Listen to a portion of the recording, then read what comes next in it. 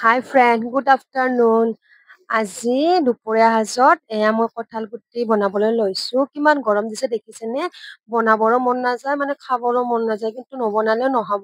মানে এতিয়া বনাবই লাগিব, গতিকে বনাবলৈ আৰম্ভ কৰিছো। ভাবিছো ইমান গৰমত কি খাওঁ, বোলো খাৰ আঞ্জা এখনকে বনাও।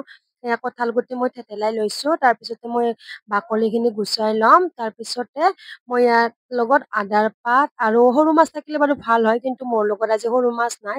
সেয়েহে মই আজি শুকান মাছেৰে খাৰখন বনাম। এনেদৰে মই ৰেডি কৰি লৈছো শুকান মাছ আৰু আদাৰ পাত, পিঁয়াজ, জলকীয়া কাটি লৈছো, এইখিনিয়ে দিম বাৰু। আৰু অকমান আদা নহৰু দিম।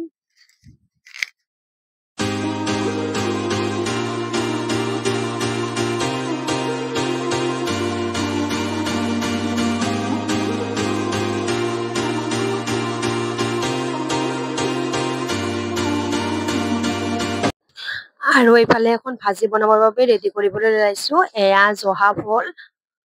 জহা ভোল ভাজি বনাম এখন।